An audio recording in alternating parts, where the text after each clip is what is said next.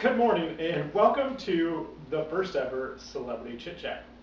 Now, the man to my left here needs absolutely no introduction. He's a legend in Hollywood, both on the camera and behind it.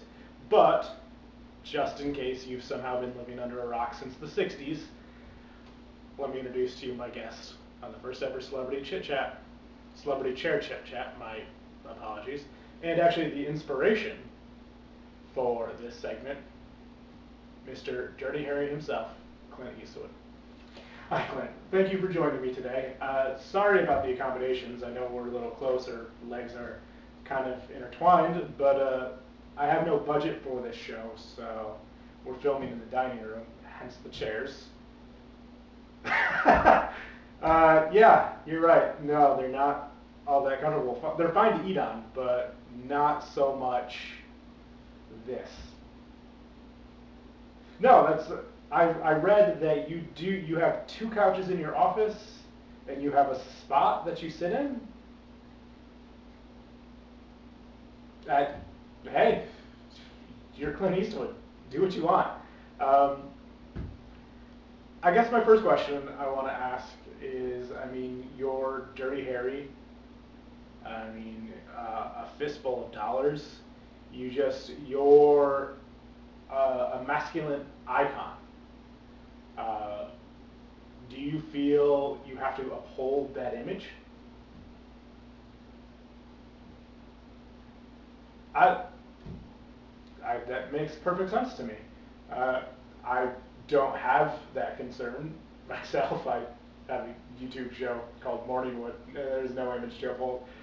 I guess the next thing I want to mention is you're just not a masculine icon on the screen. You actually were on a ship. I have it here on my notes. The Douglas AD sank outside of Washington, correct? You had to swim, what, 3 miles? 3 miles. That's insane. I can swim maybe 300 yards. So you aren't just a masculine tough guy on screen. You pretty much a badass. uh, yes, I believe so. Next question I wanted to ask is, it's not as prevalent now, but I know in the early 2000s, up until probably 2006, 2007, there was the truth campaigns, and one of the things they were focusing on was smoking in movies. Do you recall those? Okay, good, because if you didn't recall them, this kind of shoots anything.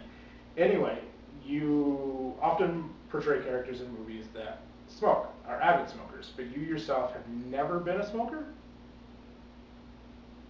And of course, you don't feel like you're sending the wrong message on screen when you don't live that lifestyle?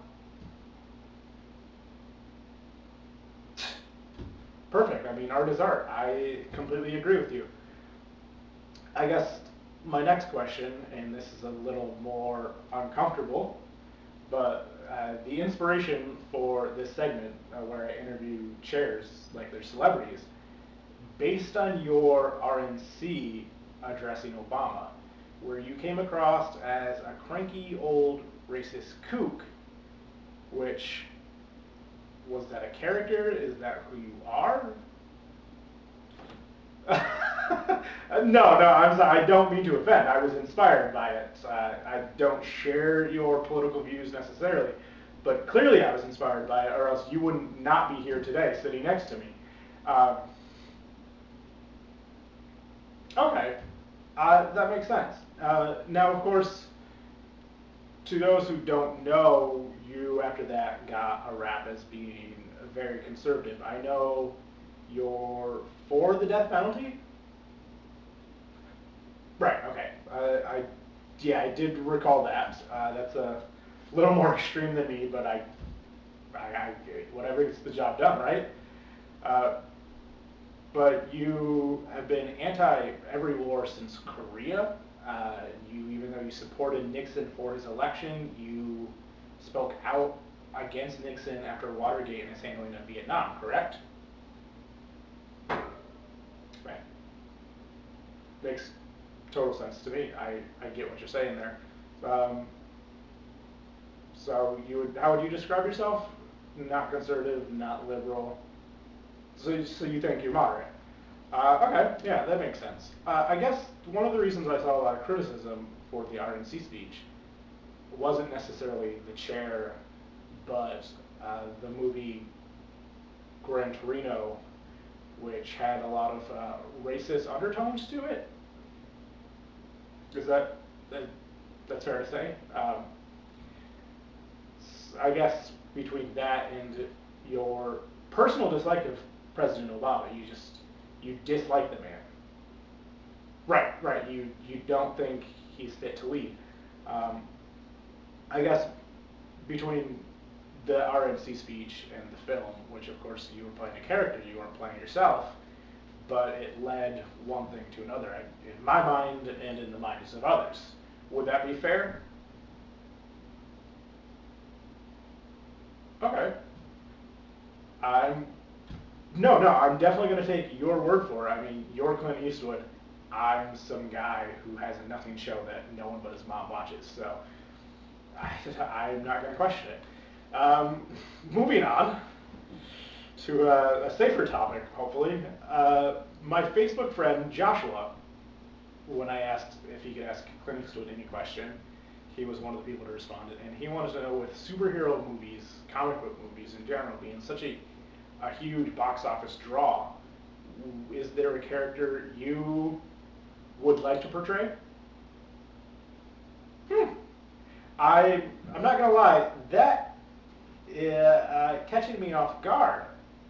Ahab from the Marvel Comics, right? Not Ahab from Moby Dick. Huh. Um, yeah.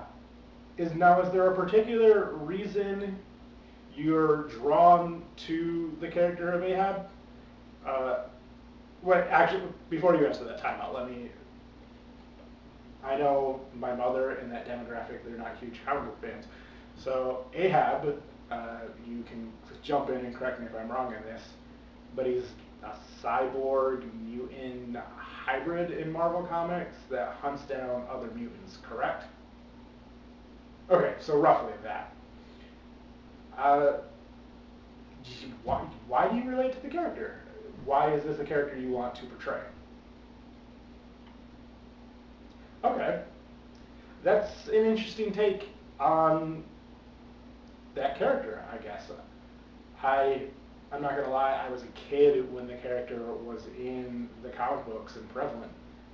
So you, I'm sure, know more about this than I, because I would never think about the role, but you did. So the only thing, and I was trying to steer us away from this, is it feels like you want to have an X-Men version of Gran Torino. Is that okay?